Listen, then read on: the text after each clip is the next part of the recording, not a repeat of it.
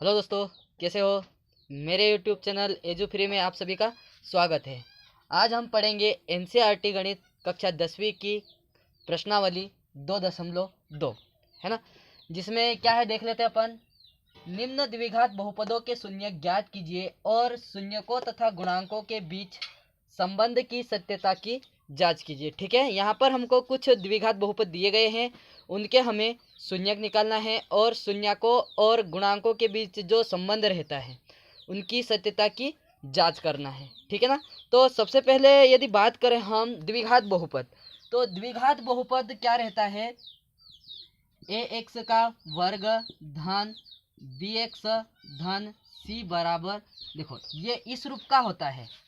ए x का वर्ग धन बी एक्स धन सी, है ना, यह होता है हमारा द्विघात बहुपद। ठीक है, यहाँ पर क्या बोलते हैं कि ए जो है जीरो नहीं होना चाहिए। क्या जीरो नहीं होना चाहिए? ए जीरो नहीं होना चाहिए। यदि ए जीरो होता है तो ये द्विघात बहुपद नहीं रहता है। ठीक है ना। सबसे पहले एक ही बात ध्यान रखना है अपने को कि घात कितनी होगी द्विघात बहुपद में। घात 2 होगी। चर की जो अधिकतम घात होगी वह 2 होगी, इसीलिए हम इसे द्विघात बहुपद बोलते हैं। और यदि हम बोले कि यदि इस प्रकार का कोई बहुपद आता है जैसे x धन 1 या x धन 2, मतलब जहाँ पर चर की घात कितनी हो, 1 हो, तो उसे हम बोलते हैं रेखिक बहुपद। क्या बोलते हैं? रेखिक बहुपद। हमको बहुपदों को पहचानने के लिए क्या देखना है कि उनकी घात, है ना, क्या देखना है? उनकी घात। चर की सबसे बड़ी घात देखना है हमको। चर की सबसे बड़ी जो घात रहती है वही बहुपद की घात कहलाती है, और उसी से हम उसका नामकरण करते हैं। कैसे? जैसे घात, यदि चर की सबसे बड़ी घात यदि 2 हो तो हम उसे बोलते हैं द्विघात बहुपद, और यदि चर की सबसे बड़ी घात है तो उसे हम बोलते हैं रेखिक बहुपद। ठीक है, यदि घात 3 होगी तो हम बोलेंगे त्रिघात बहुपद। ठीक है ना। तो यहाँ पर हम बात करते हैं शून्यक। क्या बात करते हैं? शून्यक। शून्यक आखिरकार होता क्या है? किसी बहुपद का शून्यक आखिरकार होता क्या है? तो यहाँ जो बहुपद है उसका चर जो रहता है ना, उसका मान होता है। जैसे हम यदि ये बात करें जो रेखिक बहुपद है, इसका यदि शून्यक निकालना है हमें तो इसको हम 0 के बराबर रखेंगे और इसका शून्यक निकल जाएगा ऋण 1। मतलब कि चर का एक ऐसा मान रहता है जिसको हम उस बहुपद में रखें तो उस पूरे बहुपद का मान क्या हो जाता है? शून्य हो जाता है। या फिर हम ये कहेंगे कि शून्यक एक ऐसी संख्या होगी जो उस बहुपद को संतुष्ट करे। क्या करे? संतुष्ट करे। ठीक है ना। तो और देखो यहाँ पर यदि गुणांक बोले तो ये जो ए है, बी है ना, ये क्या है? इसके गुणांक है। सी है। जो वास्तविक संख्या रहती है उनको हम बोलते हैं गुणांक बोलते हैं। ठीक है। तो यहाँ पर जितनी घात होगी, क्या होगी? जितनी घात होगी उतने ही शून्यक निकलते हैं। यहाँ पर हमको केवल द्विघात बहुपद की बात कर रहे हैं, है ना। यहाँ पर किसकी बात कर रहे हैं हम? केवल द्विघात बहुपद की। तो इसके शून्यक कैसे निकालते हैं? ठीक है, देख लेते हैं। तो यहाँ पर सबसे पहला प्रश्न हमको दिया गया है। क्या दिया गया है? x की घात 2 ऋण 2x ऋण 8, इसके हमें निकालना है शून्यक। क्या निकालना है? शून्यक। तो लिख लेते हैं हम। प्रश्न पहला हमारा क्या है? x की घात 2 ऋण 2x ऋण 8। ठीक है ना। यहाँ पर क्या करेंगे हम? द्विघात बहुपदों के शून्यक निकालने के लिए अभाज्य गुणनखंड विधि का प्रयोग करेंगे। कौन सी विधि का प्रयोग करेंगे? अभाज्य गुणनखंड विधि। तो हल में लिखेंगे हम, हल में अभाज्य गुणनखंड विधि से, अभाज्य गुणनखंड विधि से। ठीक है। तो सबसे पहले हम बहुपद लिख लेंगे हमारा। जब भी हम अभाज्य गुणनखंड विधि लगाएंगे तो ये जो बहुपद रहेगा उसको हम 0 के बराबर रखेंगे। किसके बराबर?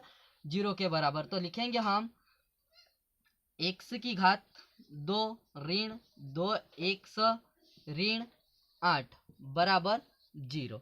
ठीक है। गुणनखंड विधि कैसे करते हैं? यहाँ पर हमको क्या करना है? सबसे पहले जब भी ऐसे बहुपद आए तो जो x वर्ग का गुणांक रहता है और जो अचर पद रहता है इसका गुणा करके हम एक साइड लिख लेते हैं ताकि हमको याद रह सके। ठीक है। x वर्ग का गुणांक यहाँ पर कितना है? 1 है, और यहाँ पर अचर पद कितना है हमारा? ऋण 8 है। मतलब कि हम सबसे पहले 1 और ऋण 8 का गुणा करके हम इधर लिख लेंगे तो कितना आएगा? ये ऋण 8 आएगा। ठीक है। फिर क्या करना है?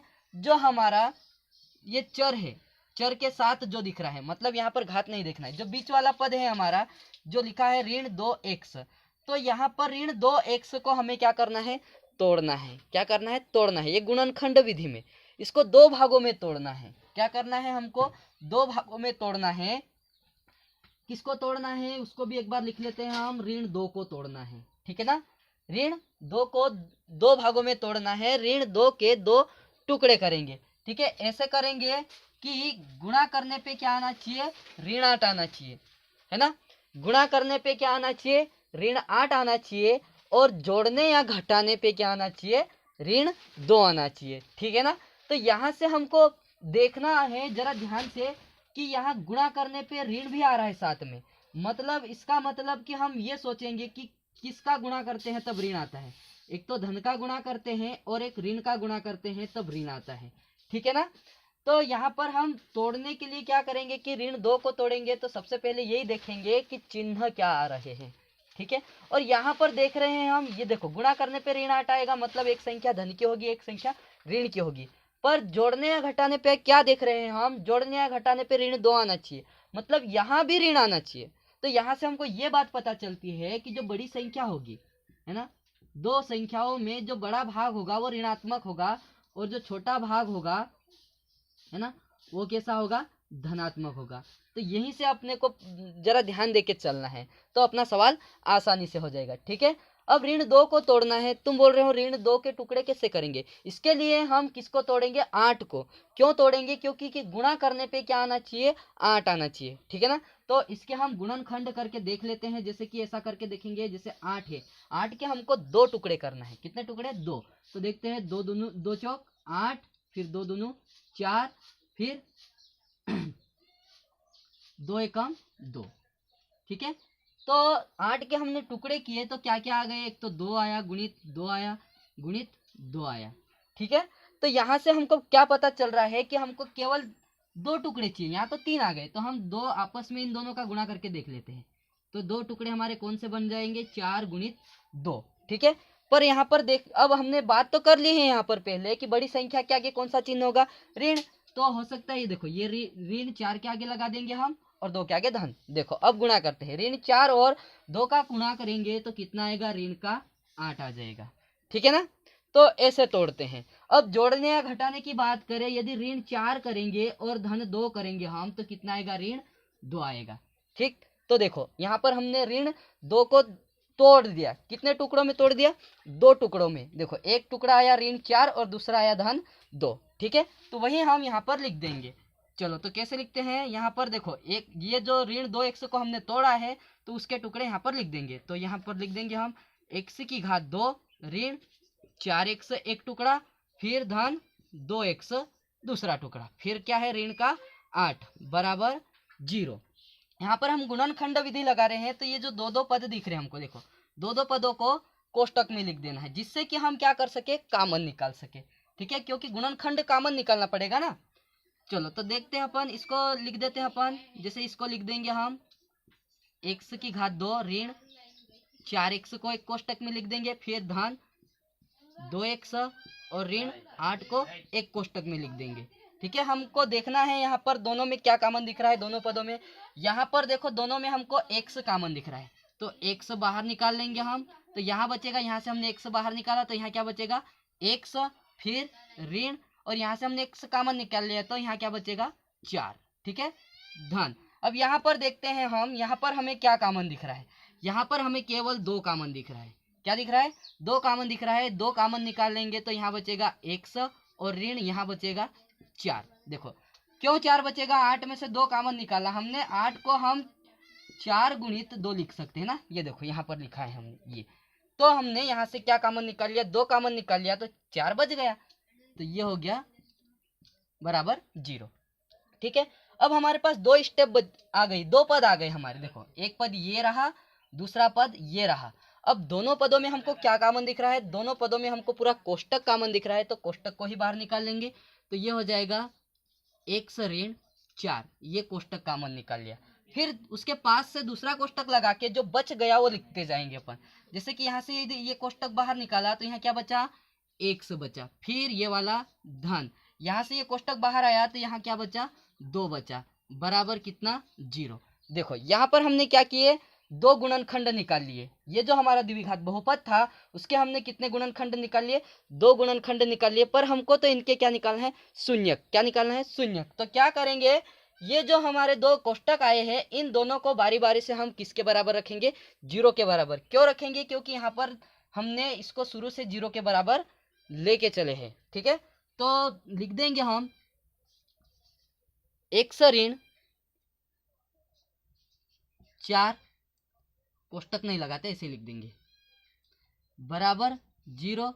और करके लिख देंगे हम क्या है हमारा, x धन 2 बराबर 0। यहाँ से हम पक्षांतर करेंगे, हमें x का मान निकालना है। जिसका हमें मान निकालना रहता है उसको एक तरफ रखते हैं, बाकी सबको दूसरी तरफ ले जाना है। ठीक है, तो यहाँ से हम x ऋण 4 का पक्षांतर करेंगे तो ये हो जाएगा x बराबर, इधर ऋण का है उधर जाके धन का। तो देखो x का मान कितना आ गया हमारा, 4 आ गया। कितना आ गया, 4 आ गया। यहाँ पर भी हम वैसा ही करेंगे। तो ये 2 जो है इधर धन का है उधर जाएगा तो ऋण का हो जाएगा, ऋण 2 हो गया। ठीक है, तो यहाँ तक हमने शून्यक निकाल लिए हैं। हमारे 2 शून्यक आए हैं, x बराबर 4 आया है और x बराबर कितना आया है, ऋण 2 आया है। इसे अपन रफ कर देते हैं, इसको समझने के हिसाब से करना है। ठीक है, चलो इसे थोड़ा रफ कर देते हैं अपन।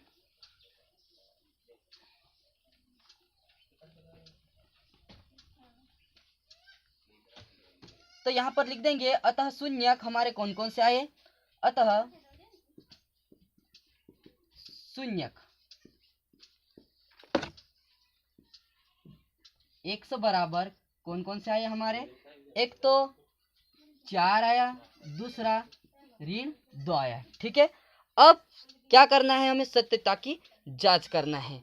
क्या जांच करना है, सत्यता की जांच, है ना, शून्यकों तथा गुणांकों के बीच की सत्यता की जांच। उसके लिए हमारे पास 2 सूत्र है, तो वो याद रखना है। ठीक है, क्या है देख लेते हैं अपन।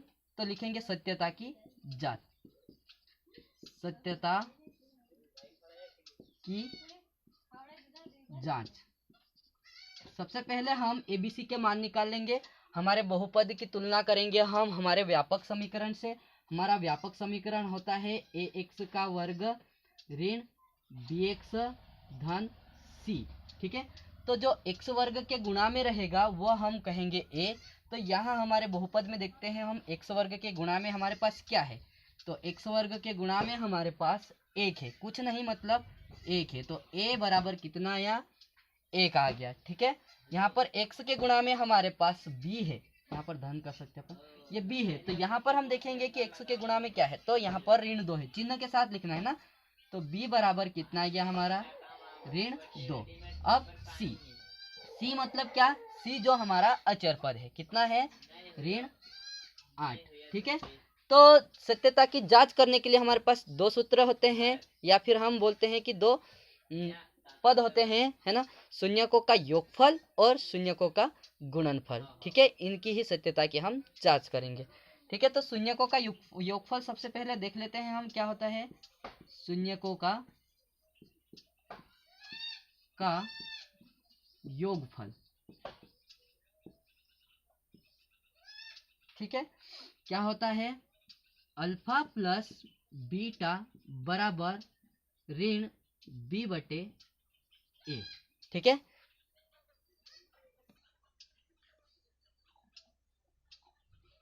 ठीक है, यहाँ पर अल्फा प्लस बीटा बराबर क्या होता है, ऋण b बटे a। अल्फा यहाँ पर बात करें तो अल्फा क्या है, अल्फा और बीटा हमारे 2 शून्यक है ना, अल्फा और बीटा क्या रहेंगे, हमारे 2 शून्यक जो भी आए। ठीक है, और a b c तो हमने निकाला है। तो अल्फा क्या है हमारा, 4 है, फिर धन बीटा क्या है हमारा, ऋण 2 है, बराबर माइनस b कितना है हमारा, ऋण 2 है, फिर a कितना है हमारा, 1 है। आया समझ में यहाँ पर कि नहीं आया, ये कोष्टक खोल लेंगे हम सबसे पहले। तो ये हो जाएगा 4 ऋण 2 बराबर, देखो 1 का भाग सभी में जाता है, ये कोष्टक खोलेंगे तो ये कितना हो जाएगा, ऋण और ऋण धन, तो ये हो जाएगा 2। अब 4 में से 2 घटा तो कितना बचेगा, 2 बराबर 2। ठीक है, ये हमारी क्या आ गई, शून्यांकों का योगफल। ठीक है, देखो यहाँ पर जब हमने शून्यांकों को जोड़ा है ना, और गुणांकों के बीच का जो संबंध है वो दोनों आपस में कैसे हो गए, सत्य हो गए। देखो 2 बराबर 2 आ गया। ठीक है ना। अब दूसरा आता है शून्यांकों का गुणनफल। क्या आता है, शून्यांकों का गुणनफल। हम लिख लेंगे शून्यांकों का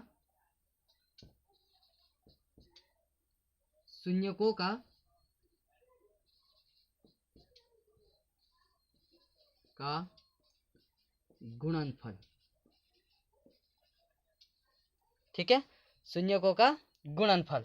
तो शून्यकों का गुणनफल क्या होता है, इधर हम लिख लेते हैं, इधर साइड में अल्फा इंटू बीटा बराबर सी बटे ए होता है। क्या होता है, अल्फा इंटू बीटा बराबर सी बटे ए। ठीक है, अल्फा का मान रख देते हैं। अल्फा का मान कितना आया हमारा, पहला शून्य, हम इसे लिख सकते हैं 4, और गुणित में बीटा का मान कितना है हमारा, ऋण 2 बराबर सी देख लेते हैं। सी कितना है हमारा, ऋण का 8 है, और बटे में ए कितना है हमारा, 1 है। ठीक, कोष्टक खोल लेते हैं। देखो यहाँ पर ऋण 2 का गुणा धन 4 में करेंगे तो कितना हो जाएगा, ये ऋण 8, और बराबर ये कितना हो जाएगा, 1 का भाग चले जाएगा ऋण 8 में, तो ऋण 8 का ऋण 8। तो ये हो गई हमारे गुणनफल। ठीक है, तो ये होता है। बस सवाल हो गया हमारा कंप्लीट, इसे नोट कर सकते हो। ठीक है, अगला प्रश्न देख लेते हैं हम। क्या है, 4s का वर्ग ऋण 4s धन 1। ठीक है ना, 4s वर्ग ऋण 4s धन 1। क्या करना है अपने को, शून्यक निकालना है, जैसे पहले क्वेश्चन किया। ठीक है, सबसे पहले हल में लिखेंगे हम, हल करके है ना, अभाज्य गुणनखंड विधि से। कौन सी विधि लगाएंगे, अभाज्य गुणनखंड विधि।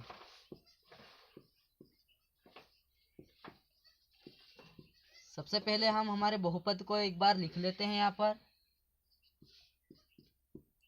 क्या है हमारा, 4s की घात 2 ऋण 4s धन 1 बराबर 0। जब भी अभाज्य गुणनखंड विधि लगाएंगे तो बहुपद को किसके बराबर लेके चलेंगे हम, 0 के बराबर। ठीक है, तो सबसे पहले क्या करना है, जो हमारा चर के वर्ग का जो गुणांक रहता है उसका, और जो अचर पद रहता है, उन दोनों का गुणा करके एक साइड लिख लेंगे।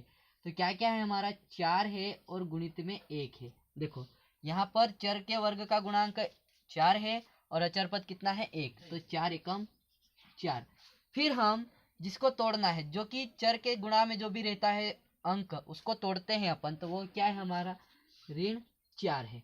ठीक है, तो ऋण 4 को हमें 2 भागों में तोड़ना है, 2 टुकड़ों में तोड़ना है। ऐसा तोड़ना है कि गुणा करने पे धन 4 आना चाहिए, है ना, गुणा करने पे क्या आना चाहिए, धन 4, और जोड़ने या घटाने पे ऋण 4। तो यहाँ से हमको यह लेते हैं कि गुणा करने पे, देखो यदि ऋण और ऋण का यदि गुणा करते हैं हम, तब क्या आता है, धन आता है। ठीक है, मतलब कि दोनों जो संख्याएं, जो टुकड़े आएंगे वो दोनों ऋणात्मक रहेंगे, और जोड़ने या घटाने पे क्या आना चाहिए, ऋण। तो यहाँ पर 4 की यदि बात करें तो 4 के जब टुकड़े करेंगे हम, 4 के जब टुकड़े करेंगे हम, तो 4 गुणित, देखो 4 के जब टुकड़े करेंगे तो क्या आएगा, 2 दूनी 4, 2 एकम 2, मतलब कि 4 के जब टुकड़े करेंगे तो 2 गुणित 2 आएगा हमारा, है ना, मतलब कि दोनों कैसे आएंगे, ऋणात्मक। तो ऋण 2 और ऋण 2 आएगा, तो ये कितना हो जाएगा, ऋण का 4। ठीक है, 2 टुकड़े आ गए हमारे। अब यहाँ से हम लिख लेते हैं, तो ये हो जाएगा हमारा 4s वर्ग ऋण 2s, फिर ऋण 2s, और धन 1 बराबर 0। दोनों को हम क्या करेंगे, दो को कोष्टक में लिखेंगे। पहले 2 पदों को एक कोष्टक में लिख देंगे, दूसरे 2 पदों को, क्योंकि हम कॉमन निकालते हैं। तो ये हो जाएगा 4s वर्ग ऋण 2s, फिर ऋण 2s। देखो यहाँ पर ये एक बात ध्यान रखना कि यदि हम कोष्टक लगा रहे हैं और कोष्टक के सामने यदि ऋण चिन्ह आ रहा है, तो जो अंदर चिन्ह रहता है उसे बदल देना है। तो यहाँ पर धन है तो ये क्या हो जाएगा, ऋण 1। ठीक है, बराबर 0। जो कॉमन दिख रहा है उसे कॉमन निकाल लेते हैं। तो यहाँ पर हमको एक तो 2 कॉमन दिख रहा है, और दूसरा क्या कॉमन दिख रहा है, s कॉमन दिख रहा है। तो 2s को बाहर निकालेंगे तो यहाँ क्या बचेगा हमारा, 2 बचेगा, और क्या बच जाएगा, s, फिर ऋण। देखो यहाँ पर 2s था, 2s को कॉमन निकाल लिया हमने, तो क्या बचा यहाँ पर, 1 बचा, कुछ नहीं, मतलब क्या बचा यहाँ पर 1। फिर यहाँ से कॉमन निकाल लेते हैं, तो यहाँ से कुछ भी कॉमन नहीं निकलेगा, तो क्या निकलेगा, यदि हम बोले तो एक बाहर निकलेगा, है ना। कुछ भी कॉमन नहीं निकल रहा है, कुछ भी गुणनखंड कॉमन नहीं है, मतलब एक होगा, एक सभी के गुणा में रहता है। तो हम लिख देंगे 2s ऋण 1 बराबर 0। ठीक है, अब दो पद बन गए हमारे, एक पद ये, एक पद ये, दोनों पदों में हमको कोष्टक कॉमन दिख रहा है, कोष्टक को ही बाहर निकाल लेंगे।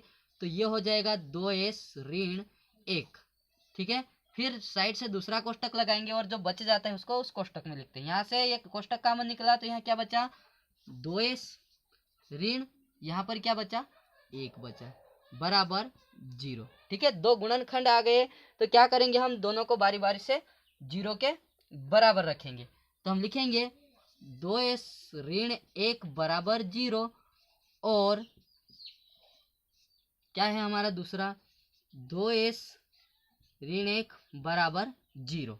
ठीक है, हल कर लेते हैं। जिसका मान निकालना है उसको एक तरफ रखेंगे, बाकी सबको दूसरी तरफ ले जाएंगे। ठीक है, तो यहाँ पर क्या आएगा, ये सबसे पहले ऋण वाले का पक्षांतर करेंगे, तो यहाँ बच जाएगा हमारा 2s बराबर, ये इधर जाएगा तो धन का हो जाएगा।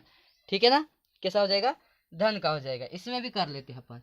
तो यहाँ भी क्या बच जाएगा हमारा 2s, और बराबर इधर क्या जाएगा, ये 1।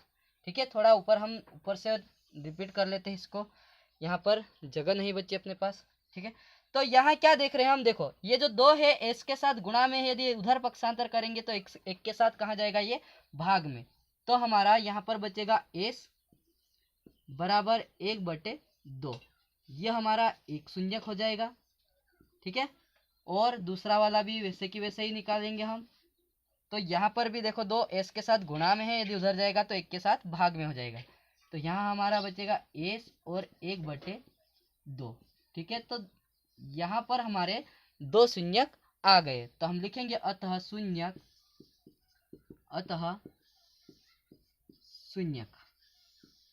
एस बराबर क्या है, 1/2 कामा 1/2 है।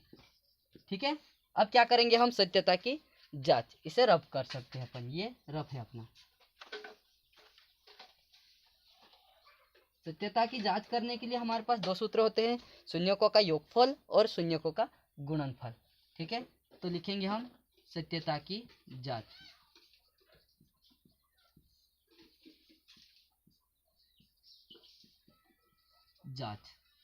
ठीक है, अल्फा हमारा क्या आया है, अल्फा आया है 1/2, बीटा हमारा आया है 1/2। हमें एबीसी के मान निकालना है। एबीसी के मान कहाँ से निकालेंगे हम, व्यापक समीकरण की तुलना ये वाले समीकरण से करेंगे।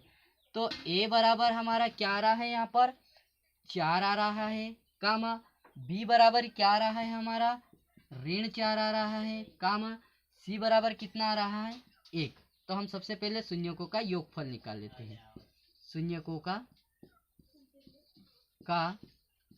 योगफल क्या होता है, हम जानते हैं अल्फा प्लस बीटा बराबर -b/a। ठीक है, अल्फा कितना है हमारा 1/2, धन बीटा भी कितना है 1/2। ठीक है, यहाँ पर माइनस, अब बी देख लेते हैं, बी कितना है हमारा, बी ऋण 4, और बटे में क्या है हमारा ए कितना है हमारा 4। आया समझ में, यहाँ तक स्टेप बढ़ा लेते हैं अपन। 1/2 और 1/2 को यदि हल करेंगे, हम जोड़ेंगे तो हर समान है तो अंश क्या होते हैं, जुड़ जाते हैं, ये भिन्नों को जोड़ते हैं। ठीक है, यहाँ पर हर समान है तो अंश क्या होंगे, जुड़ जाएंगे, तो कितना हो जाएगा, ये 2/2 हो जाएगा, बराबर। यहाँ भी कोष्टक खोल लेते हैं, तो ये क्या हो जाएगा हमारा, थोड़ा इसको लिख लेते हैं व्यवस्थित, 2/2 बराबर, यहाँ पर कोष्टक खोलेंगे तो ये कितना हो जाएगा 4/4। ठीक है, यहाँ 2 से 2 कट जाएगा, कितना बचेगा 1, यहाँ 4 से 4 कट जाएगा, तो कितना बचेगा, यहाँ भी 1 बचेगा। तो हम इधर लिख लेते हैं, कितना आया हमारा 1 बराबर 1। ठीक है, ये हमारे शून्यकों का योगफल हो गया, और शून्यकों के योगफल और गुणांकों में संबंध हो गया। अब निकाल लेते हैं हम शून्यकों का गुणनफल। ठीक है, शून्यकों का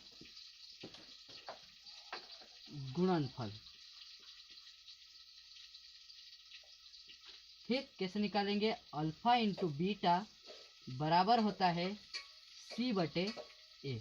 अल्फा का मान हमारे पास 1/2 है, गुणित बीटा का मान हमारे पास 1/2 है, बराबर सी कितना है हमारा, देख लेते हैं हम। ए बी सी, अरे सी का मान लिखा ही नहीं, सी कितना है हमारा 1 है। तो 1 और बटे में ए कितना है हमारे पास 4 है। ठीक है, जब गुणा करते हैं हम परिमेय संख्या या फिर भिन्नों में, तो अंश का गुणा अंश में होता है और हर का गुणा हर में होता है। अंश का गुणा अंश में करेंगे तो 1 एकम 1, हर का गुणा हम हर में करेंगे। हर क्या है? 2 और 2, 2 दूनी 4, 2 गुणित 2 मतलब कि 4, और ये क्या है हमारा 1/4। तो ये हमारा आ गया संयुगों का गुणनफल। ठीक है ना, ये प्रश्न हो गया हमारा, इसे नोट कर सकते हो। अगला प्रश्न है हमारे पास 6x का वर्ग ऋण 3 और ऋण 7x। ठीक है, तो यहाँ पर एक बात देखेंगे कि हमारा जो द्विघात बहुपद होता है वह किस रूप का होता है? ax का वर्ग धन bx धन c के रूप का होता है। ठीक है, पर ये जो bx का जो पद रहता है वो यहाँ पर बाद में दिया है, तो इसको थोड़ा सा हम व्यवस्थित कर लेंगे। तो हल में लिखेंगे हम, थोड़ा व्यवस्थित करना पड़ेगा ना इसको, तो लिखेंगे व्यवस्थित करने पर, व्यवस्थित करने पर। ठीक, क्या करेंगे? कुछ नहीं, ये वाले पद को आगे लिख देंगे। तो ये हो जाएगा हमारा 6x की घात 2 ऋण 7x और ऋण 3। ठीक है, अब कौन सी विधि लगा देंगे हम? अभाज्य गुणनखंड विधि। तो लिखेंगे हम अभाज्य गुणनखंड विधि से।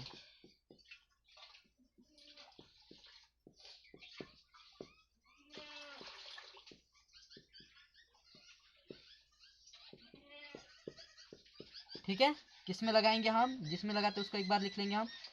6x की घात 2 ऋण 7x और ऋण 3 बराबर 0। जब भी अभाज्य गुणनखंड विधि लगाएंगे तो इसको किसके बराबर रखेंगे? 0। अब देखेंगे सबसे पहले क्या करते हैं हम, जो x वर्ग का गुणांक रहता है और जो अचर पद रहता है उसका गुणा करके एक साइड लिख लेते हैं। तो हमारे पास क्या है? 6 और गुणित अचर पद क्या है? ऋण 3। तो ये हो गया ऋण का 18। कितना हो जाएगा? 6 गुणित ऋण 3, देखो कितना हो जाएगा? ये ऋण 18 हो जाएगा। फिर किससे तोड़ना है हम? जो चर का जो भी गुणांक रहता है, जो क्या है हमारे पास 7 है। कितना है? 7 है। तो यहाँ पर क्या करना है हमें? 7 को ऐसा तोड़ना है कि गुणा करने पे ऋण 18 आना चाहिए और जोड़ने या घटाने पे क्या आना चाहिए? ऋण 7 आना चाहिए। ठीक है ना, सबसे पहले हम गुणा की ही बात करते हैं। यहाँ से हमको दिख रहा है कि ऋण आ रहा है गुणा करने पे, मतलब कि एक संख्या धन की होगी और एक संख्या कैसी होगी? ऋण की होगी। ठीक है, और यहाँ पर जोड़ने या घटाने पे ऋण 7 आ रहा है, मतलब कि बड़ी संख्या ऋण की होगी और छोटी संख्या कैसी होगी? धन की होगी। ठीक है, 18 को जब तोड़ेंगे हम तो 2 टुकड़े करना है। तो टुकड़े करके देख लेते हैं एक बार। 18 है ना, तो 2 नाम 18, फिर 3 3 9, 3 एकम 3, 2 टुकड़े 3 टुकड़े हो गए। 2 गुणित 3 गुणित 3 हो गए, मतलब हमको तो केवल 2 टुकड़े चाहिए। कैसे टुकड़े चाहिए? 2। तो हम पहले 2 संख्याओं का गुणा कर लेते हैं। तो ये हो जाएगा 2 3 6 और गुणित 3। तो हमारे 2 टुकड़े कौन कौन से हो जाएंगे? एक हो जाएगा 6 और दूसरा क्या हो जाएगा? 3। अब यहाँ पर चिन्ह कौन, किसके सामने कौन लगेगा? तो यहाँ से हमने बात की थी कि बड़ी संख्या के आगे कौन सा चिन्ह लगेगा?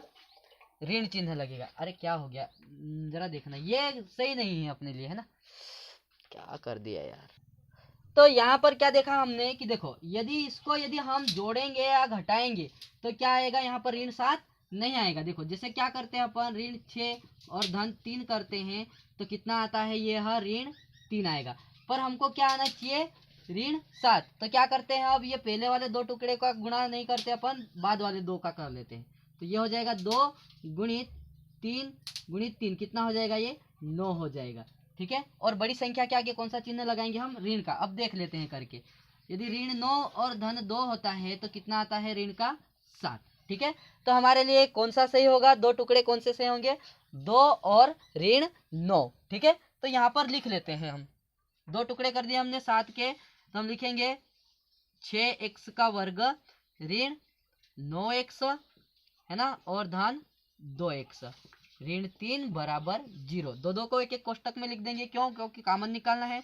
तो ये हो जाएगा 6x का वर्ग ऋण 9x, ये कोष्टक में धन 2x और ऋण 3 बराबर 0। कॉमन जो भी निकल रहा है उसे निकाल लेते हैं। तो यहाँ पर हमको क्या कॉमन दिख रहा है? देखो यहाँ पर 3 कॉमन दिख रहा है दोनों में। क्या कॉमन दिख रहा है अपने को? 3। 3 यहाँ भी है, 3 यहाँ भी है। 6 मतलब कि 2 गुणित 3, 9 मतलब कि 3 गुणित 3। तो 3 बाहर आएगा, तो यहाँ क्या बचेगा हमारा? 2 बच जाएगा। और x वर्ग है तो x कॉमन आ जाएगा हमारा। क्या कॉमन आ जाएगा? x भी साथ में कॉमन आ जाएगा, क्योंकि x यहाँ भी है यहाँ भी है। तो 3x हमारा कॉमन आ गया। तो यहाँ पर क्या बचा? 2 और x बचा। ठीक है, ऋण। अब देखो यहाँ पर 3x कॉमन आ गया, तो क्या बचा हमारा? यहाँ पर 3 बच गया है। x तो बाहर आ गया और एक 3 बाहर आ गया, तो क्या बचा? 3 धन। यहाँ पर हमको दोनों में कोई सी भी संख्या कॉमन नहीं दिख रही है, मतलब कि क्या कॉमन रहेगा? 1। तो हम लिख देंगे 2x ऋण 3 बराबर 0। ठीक है, अब देखते हैं अपन कि पूरे 2 पद बन गए हमारे। कितने पद बन गए? 2 पद। 2 पदों में हमको कोष्टक ही कॉमन दिख रहा है, कोष्टक कॉमन निकाल लेते हैं। तो क्या निकालेंगे? 2x ऋण 3। ठीक है, यहाँ पर क्या बच गया हमारा? 3x, तो उसको अगला कोष्टक लगा के लिखेंगे 3x और धन क्या बच गया यहाँ पर? 1 बराबर 0। शून्यक निकालने के लिए इन दोनों कोष्टकों को बारी बारी से हम किसके बराबर रखेंगे? 0 के बराबर। ठीक है, तो कैसे रखेंगे? 2x ऋण 3 बराबर 0 और 3x धन 1 बराबर 0। ठीक है ना। यहाँ पर क्या करेंगे हम? x का मान निकालना है, x को एक तरफ रखेंगे, बाकी सबको दूसरी तरफ ले जाएंगे। तो यह हो जाएगा हमारा 2x, ये 3 इधर जाएगा तो ये धन का 3। ठीक है, फिर x बराबर कितना हो जाएगा? ये 3/2। ठीक, तो ये किसका मान आ गया हमारा? x का मान आ गया। यहाँ पर भी निकाल लेते हैं, 1 का उधर पक्षांतर करेंगे तो यहाँ बचेगा 3x बराबर 1। ठीक है, ऋण हो जाएगा, इधर धन का है, इधर जाएगा तो ऋण का हो जाएगा। जब 3 का इधर पक्षांतर करेंगे 3x के साथ गुणा में, उधर जाएगा तो भाग में। तो x बराबर ऋण 1/3। ये x का दूसरा मान आ गया, मतलब कि हमारे 2 शून्यक आ गए। तो हम लिख सकते हैं, इसको रफ कर देते हैं अपन। ये तो अपन ने समझने के लिए किया था। ठीक है, तो हम लिख लेंगे अतः शून्यक, अतः शून्यक।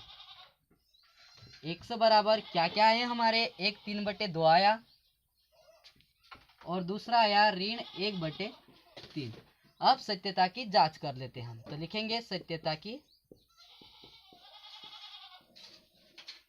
जांच।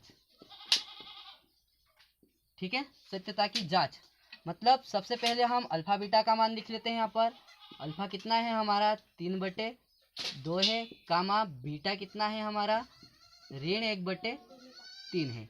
ठीक, एबीसी के मान निकाल लेते हैं। यहाँ पर हमारे ये वाले बहुपद को देखकर ए बराबर कितना आएगा हमारा? 6, फिर बी बराबर ऋण 7 और सी बराबर कितना आएगा? ऋण 3। ठीक है, सबसे पहले शून्यकों का योगफल, शून्यकों का योगफल क्या होता है? अल्फा प्लस बीटा बराबर माइनस b/a। अल्फा का मान रखते हैं, कितना है हमारा अल्फा का मान? 3/2। फिर बीटा का मान रखते हैं हम धन लगा के, परंतु ये ऋणात्मक इसलिए कोष्टक लगाएंगे, ऋण 1/3 बराबर माइनस, और फिर रखेंगे बी का मान। बी का मान कितना है? ऋण का 7 है। ठीक, बटे में ए कितना है हमारा? 6। आज समझ में? यहाँ पर यहाँ क्या कर लेंगे हम? हल कर लेंगे। सबसे पहले कोष्टक ओपन करेंगे, क्योंकि देखो यहाँ पर चिन्ह दिख रहे हैं अपने को। तो ये हो जाएगा 3/2 है ना। ये ऋण है और ये धन है, धन ऋण का गुणा होगा तो कितना आ जाएगा? ऋण आ जाएगा। और क्या आ जाएगा? 1/3 बराबर, यहाँ पर कोष्टक खोलेंगे तो ये कितना हो जाएगा? धन 7/6।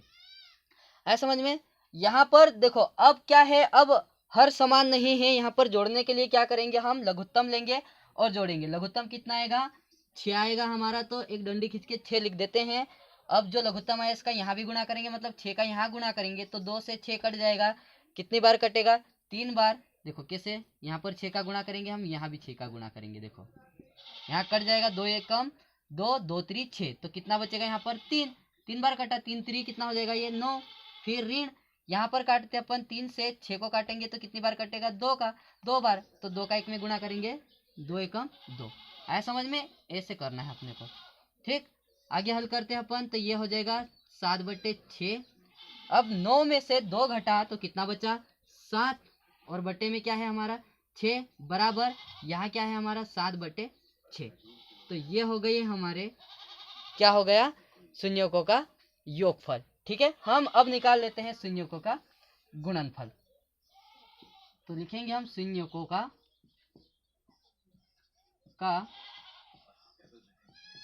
गुणनफल। ठीक, कितना हो जाएगा हमारा शून्यकों का गुणनफल? मतलब अल्फा इंटू बीटा बराबर C/A। ठीक, मान रख दें हम, अल्फा का मान कितना है हमारे पास? 3/2 गुणित बीटा का मान कितना है हमारे पास? ऋण 1/3। 3 क्यों कोष्टक में क्यों लिखेंगे? क्योंकि ऋण आ रहा है, बराबर C। C का मान हमारे पास कितना है? देखो यहाँ पर निकाला है हमने, ऋण 3 है ना, और बटे में A का मान कितना है हमारे पास? 6 है। सबसे पहले कोष्टक ओपन करेंगे तो ये हो जाएगा 3/, यहाँ पर एक देखो ये गुणा में है, 1 3 गुणा में है, 1 3 भाग में है, दोनों आपस में गुणा में है, तो ये 3 से 3 क्या हो जाएगा? कट जाएगा। क्या हो जाएगा? कट जाएगा। तो यहाँ पर क्या बचेगा? ऋण 1/2 बराबर, यहाँ पर देखो यहाँ भी कट जाएगा हमारा, ये 3 से 6 कट जाएगा, 3 एकम 3, 3 दूनी 6, तो ये क्या हुआ? ऋण 1/2, ये भी। तो ये हो गया हमारा शून्यकों का गुणनफल। ठीक है ना? तो आया होगा समझ में, इसे नोट कर सकते हो।